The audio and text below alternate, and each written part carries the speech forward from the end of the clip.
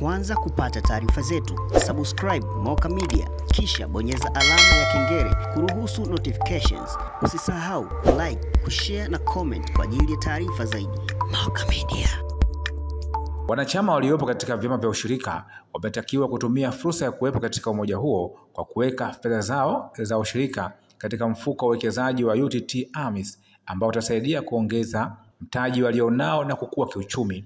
Afisa wa ushirika wa wilaya Mvomero Bwana Aidan Emili Nyamweru ametoa ushauri huo wakati akiongea katika mkutano mkuu wa chama cha ushirika wa kilimo na masoko Kiwavimeki AMCOS Limited ambacho kinapatikana kijiji cha Vianzi, kata ya Lubungo, tarafa ya Mlali, wilaya Mvomero, mkoa wa Morogoro. Kwa UTT AMIS, kama mnausikia, vyama vingi vimewekeza zile pesa zao kule. Zile pesa kule hazipungui. Unajua pesa ukiweka benki kwenye hizi akaunti zetu za kawaida utajikuta mwisho wa mwezi unaka bank charges, si ndivyo? Kwa kama uliweka 2000 hautakuta 2000. Si sawa wapendwa? Lakini ile 2000 ukiipeleka kwenye taasisi za uwekezaji kimsingi zilizoko chini ya Wizara ya Fedha, badala ya kupungua inafanyaje? Inaongezeka. Kwa hiyo vyama vingine vimeenda mbali zaidi, vinafungua zile tunaziita fixed account. Sawa wapendwa Yaani kwamba wanazidumbukiza mule, hauruhusi kuzitoa kienyeji, si ndivyo? Mpaka ule mkataba mlioandikishana na taasisi ambayo wamekuwekea fedha wa kuruhusu. Kwa hiyo kama nilielewa vizuri muhtasari ni kwamba watu mlijadili, kwa sababu sasa eneo letu limekuwa ni poli.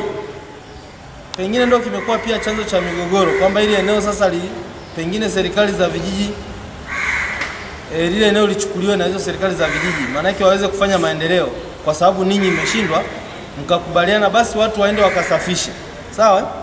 Zile gharama utakazozitumia kusafisha, maana yake itaonekana ni kama chama kimefanyaje?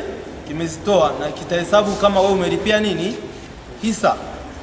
Kwa pengine kwenye mapato yao na matumizi mwisho wa mwaka, kiasi cha hiyo fedha kitatakiwa kuweka kwenye akaunti ya hisa. Aidha, katika mkutano huo ambao wanachama hao wameweza kujadili mambo mbalimbali ikiwemo mapato na matumizi, pia wameweza kupokea taarifa ya ukaguzi wa matumizi ya fedha za chama hicho, kama anavyoeleza Bwana Jerao Luinko kutoka COASCO mkoa wa Morogoro. Sasa kwa chama kwa msimu huu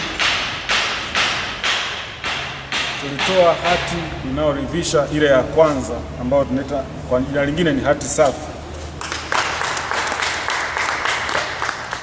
Tunasema tumekagua taarifa za fedha za Kiwavimeki AMCOS Limited ambazo zinajumuisha taarifa hali ya fedha ya tarehe 30 Juni 2024, taarifa ya mapato na matumizi, taarifa ya mabadiliko ya mtaji, taarifa ya mtiririko wa fedha kwa mwaka ulioishia tarehe hiyo, na maelezo ya ufafanuzi wa taarifa za fedha kujumuisha muhtasari wa sera muhimu za uhasibu. Kwa maoni yetu, taarifa ya fedha zilizoambatanishwa zinaonyesha hali halisi ya fedha ya chama cha ushirika tarehe 30 Juni 2024 na matokeo ya shughuli zake pamoja na mtiririko wa fedha kwa mwaka ulioishia tarehe hiyo kulingana na matakwa ya viwango vya kimataifa vya utoaji wa taarifa. Msingi wa maoni. Ukaguzi wetu ulifanyika kwa kuzingatia viwango vya ukaguzi wa kimataifa.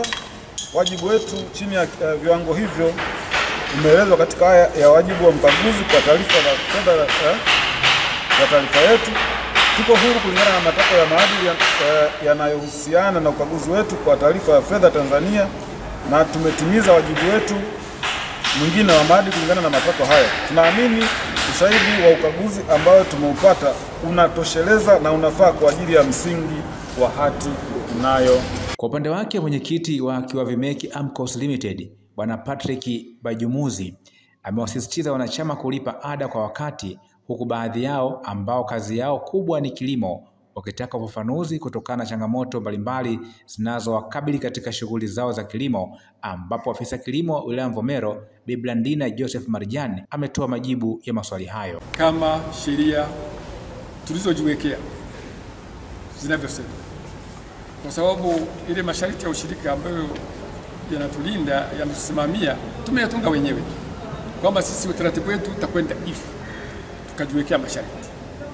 Hisa tutalipa mpaka 300,000 zile za msingi. Ada 5,000 kwa mwezi. Lakini hebu niambieni, kuna wanachama ambao tangu tulivyokaa miezi 6 iliyopita hawajalipa hata mwezi mmoja. Ina maana hawajapata 5,000 kweli? Hebu tujitathmini, kwa sababu hizo hela za hada,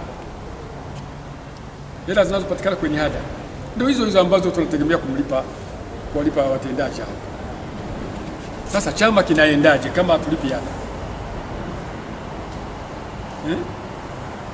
Hebu ujiangalie mwenyewe tu kwamba kama hujalipa hada miezi 6 iliyopita, tena sio miezi 6 iliyopita, yani hata ya nyuma yake ulikuwa hujalipa hada miezi 6, umekumbushwa kwenye simu, bado umekuwa mgumu kulipa ada. Kikao hiki ukweli sielewi wajibu wa ofisa wa kilimo, kwani mimi na miaka 18 katika Morogoro hii na ni mkulima. Sijamuona hata siku moja mtu wa ugani kuja shambani kwangu kuuliza nini unachokifanya. Na hata inapotokea tatizo, tuseme la mfano tembo, ukiwaita wanakuja wanapima tu wanakwenda. Sasa tutapata wapi maarifa wakati mbegu tunanunua, wakati mwingine hazifai, dawa ndio kabisa zinatupa shida kabisa. Wakati mwingine unakuta mtu ameunguza shamba kwa sababu hana elimu ya kutosha. Watu wengi wakulima ni watu wenye ambao kwamba wanalima tu kwa sababu wamezoea tangu wazaliwe. Unaweza kumpigia kasa sina hela ya mafuta ya kuja hapo ofisini, wanakutana na hizo changamoto. Kwa hiyo kiongea mjumbe pale ni kwamba naomba serikali iweke utaratibu kufuatilia utendaji kazi wa hawa watumishi wetu na wataalamu wetu kwenye ngazi za vijiji huko. Na wasema hivyo na maana kwamba wote maafisa ugani hao, kilimo, watendaji wa vijiji, unajikuta unavyomtafuta kama vile ndio unaenda kuomba kazi. Lakini pia anaweza asipokee simu, kama kaisha jua simu yako anaweza asipokee. Lakini pia anaweza kutoa udhuru wowote ule. Kwa hiyo unakuta kupata ile huduma inakuwa ni changamoto. Lakini swala la idadi ya mbegu kama alivyosema kaongea ndugu yangu pale, mbegu tunazoita ni chache, lakini pia kwa muda ule kwa kuchelewa.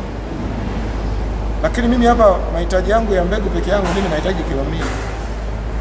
Wewe unakuja na kilo 800 kwa kata nzima. Kwa hiyo tungeweza kuweka tu kwamba tunakuja na mbegu kwa ajili ya kusaidia wale watu wasiojiweza wadogo kuhamasisha. Wanahitaji kilo 1 au kilo 2. Nyinyi mnaojiweza nyie fanyeni utaratibu wenu, kwa sababu nyinyi tayari ni wawekezaji. Mwenyekiti, sisi huwa tunafanya kazi, nianzie kwamba division yetu ina vitu vitatu. Ina kilimo, mifugo na uvuvi. Lakini kwa umri niliofanya kazi nimegundua kitu kimoja. Wafugaji wako tofauti sana na wakulima. Mfugaji leo akaamka ng'ombe anaumwa, wala hutamsukuma kwenda kumtafuta daktari wa mifugo. Atachukua jitihada zake binafsi, atatafuta kama ni namba yake ya simu, kama ni usafiri atakwenda kumtafuta daktari wa mifugo. Tofauti na sisi wakulima. Mimi leo ninaamka shamba langu labda limekuwa la njano, mahindi yote yamekuwa ya njano, wala sina shida kumtafuta afisa kilimo. Mkulima anachukua jitihada zake binafsi. Lakini wataalamu wapo kule kwenye maeneo yenu, ni nyinyi wenyewe hamtaki kuwatumia. Yani naomba niseme tu kwa lugha hiyo. Yani afisa kilimo au afisa ugani, yani hawezi tu akamka leo asubuhi akawa anatembea shamba kwa shamba. Mimi naona kama ni ngumu. Na ndio maana serikali ilisema hivi, tufanye kazi na vikundi. Ukiwa katika kikundi labda cha wakulima mahindi, wakulima wa ufuta, wa mbaazi, mnaweza mkamuita, bwana afisa kilimo, tunataka utufundishe kilimo bora cha mbaazi. Hata kama ni chini ya mti, mtafundishwa. lakini ni ngumu kwa mtu huyu mmoja kuhudumia labda watu 3,000 wa kijiji kimoja, au anatembea shamba kwa shamba. Lakini mimi naomba tuwatumie, nendeni kwenye ofisi za vijiji au ofisi za kata, bwana, mimi na shida kwenye mahindi, na mwomba afisa kilimo aje anihudumie. Sasa asipokuja, hilo ni swala lingine. Chama hicho cha ushirika wa kilimo na masoko Kiwavimeki AMCOS Limited kilianza kama kikundi cha kawaida tangu mwaka 2018 ambapo kwa sasa kina jumla ya wanachama 36. Ili uwe wa kwanza kupata taarifa zetu, subscribe Moka Media kisha bonyeza alama ya kengele kuruhusu notifications. Usisahau like, kushare na comment kwa ajili ya taarifa zaidi. Moka Media.